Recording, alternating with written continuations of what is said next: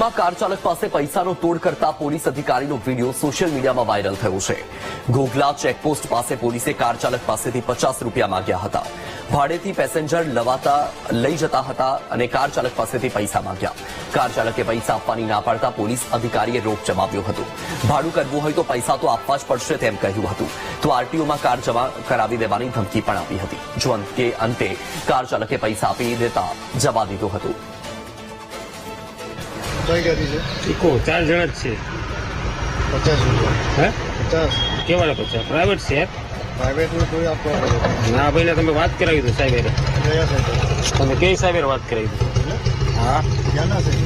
આ દીવના સાહેબ વાત કરાવી દો। તો એ તું કેની કિનારે વાત કરે? એને ખોટું 4 જણા ભાડે લઈને આવે છે ને ભાઈ? હા, ભાડેથી લઈને આવે છે। કલ્પેશભાઈને પૂછી લ્યો, તમારે સાઉથ વાળી વાળા સાઉદવાળી વાળો કલ્પેશભાઈ કોણ? 3 ચેકપોસ્ટ એમાં થઈ જાય। કલ્પેશ કોઈ નથી। એ હારી કલ્પેશભાઈ ભાડું તો એક તો આવવાનું। ભાડું તો બેસી વધારે તમે આપી દઈએ। વસ્તુ નથી, તમે અમને સ્વીકારો પીવાના એ વધારે હોય ને તમે પીવાના એમ બોલ્યા ને એટલે મગજ ગયો। પીવાના એટલે તો તમે પણ ભાડો ન હલાવી શકો। આપી દઈએ છીએ, વધારે હોય તમે ભાડું છે ને ભાડે હલાવવાનું ને નીકળ બહાર નીકળી જવાનું, બરાબર? ભાડું અહીંયા લઈને આવવાનું હોય નીકળ જો હમણાં આરટીઓમાં આપી દે ને તો 10,000 નું થઈ જાય કલ્યાણ। લઈ લો એવી રીતે બોલવાનું પીવાના એટલે કઈ છે લીગલી હોય તમે આપી દઈએ। લીગલી વસ્તુની હોય આપી દઈએ, વધારે ગોળી રોકી દઈએ વધારે હોય ને એટલે ના આવી રીતે વાત કરવાની નહીં।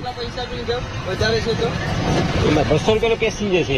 એમાં પેલું 50 રૂપિયા આપી દો તો મને વધે હું મને એ વાત એ અમારા માટે થોડી ભાડું કરો ભાઈ। વધારે લઈને આવો ત્યારે અમે પૂછીશ કે આમાં વધારે 10 જણા કેમ ભાઈ?